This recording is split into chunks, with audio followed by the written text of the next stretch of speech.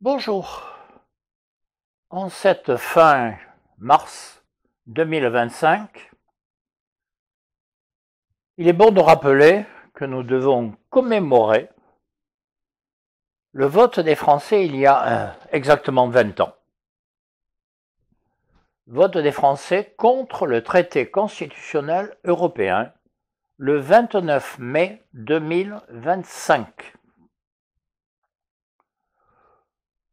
Il y a eu un débat approfondi, il y a eu des mobilisations exceptionnelles et il y a eu un vote tout à fait conscient. À la suite de ce vote, et où les parties dominantes avaient vu leurs appels à voter oui contrecarrés par le vote populaire, les partis en question ont décidé que de toute façon ce vote, ils s'en fichaient et l'ont bafoué en votant pour un traité de Lisbonne qui reprenait en gros les mêmes éléments que le traité constitutionnel européen.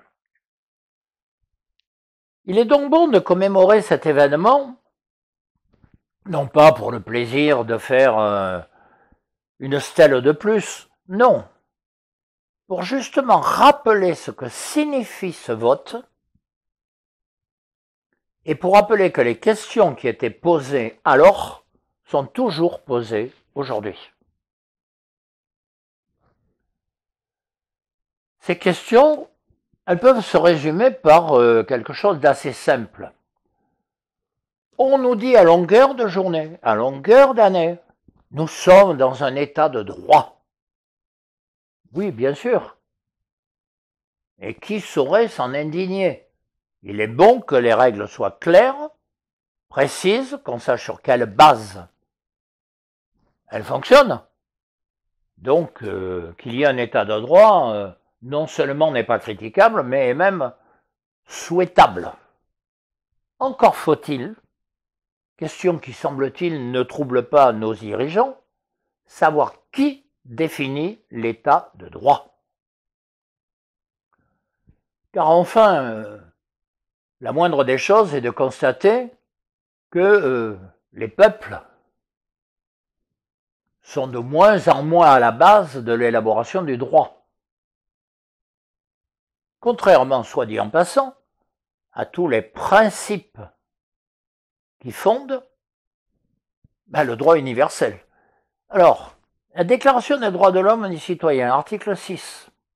La loi est l'expression de la volonté générale.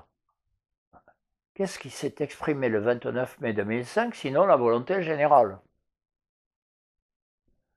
Déclaration universelle des droits de l'homme, article 21. La volonté du peuple est le fondement des pouvoirs publics. Où est la volonté du peuple?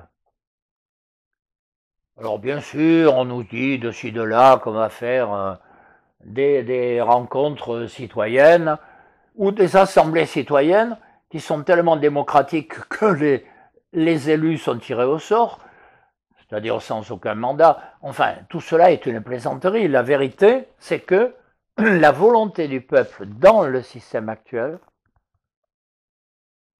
s'affirme de moins en moins et que ce qu'on appelle l'état de droit apparaît, si je le dis de façon un peu excessive, comme une manière de contrecarrer la volonté du peuple. Et donc, la question de la démocratie est devenue une question centrale, car il ne peut pas y avoir de stabilité sociale, de contrat social dans une société quelle qu'elle soit, sans que les citoyens ne soient acteurs, motivés, et qu'ils aient donné leur avis, leur décision, qu'ils aient exprimé leur pouvoir. La démocratie, c'est la souveraineté du peuple. C'est même sa définition. Alors de ce point de vue, nous ne pouvons pas ignorer non plus que la question qu'on a cherché à étouffer tant et plus par par des assemblées plus ou moins bidons et par des débats qui n'en étaient pas, la démocratie soulève une aspiration profonde. Et il serait bon qu'on y réponde, sauf à vouloir que ça se transforme en conflit, en violence. De plus en plus d'associations, mais de plus en plus de maires aussi, souhaitent rénover, cherchent des formes.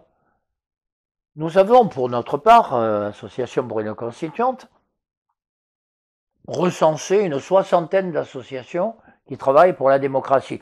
Il y en a sans doute beaucoup plus. Et s'il est possible d'en trouver encore plus, ça sera encore mieux. Et nous avons noué des contacts et fait des réunions, des visioconférences avec toutes celles qui le souhaitaient. Nous avons évidemment constaté que nous n'étions pas obligatoirement d'accord sur tout, le contraire aurait été étonnant. Mais nous avons surtout cherché sur quoi nous pouvions nous rassembler.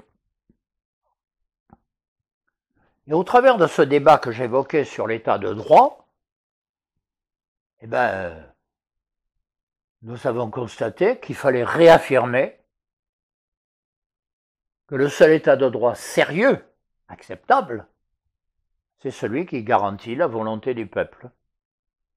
Et donc, nous avons commencé par dire, ce qui en aucune façon est une manière d'isoler notre pays par rapport aux autres. Il peut y avoir des tas d'autres relations que celles qui sont actuellement définies par l'Union européenne.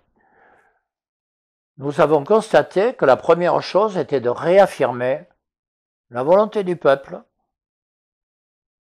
dans le droit national. Et donc, nous avons demandé, et nous demandons, qu'il y ait un référendum qui réaffirme la supériorité du droit national sur le droit européen. Supériorité qui est, à l'heure actuelle, refusée, non seulement sur la loi, mais même de plus en plus, on le voit de façon insidieuse, sur la Constitution. Nous demandons donc qu'il y ait un référendum sur cette question. Le peuple tranchera, mais pour le coup, c'est lui qui doit trancher, et non pas une obscure officine à Bruxelles ou à Luxembourg. Voilà la situation. Nous appelons donc à la constitution d'assemblées communales et qui travaille sur cette question et qui mobilise les citoyens pour que justement nous retrouvions le véritable état de droit, c'est-à-dire celui de la démocratie et de la souveraineté du peuple. Merci.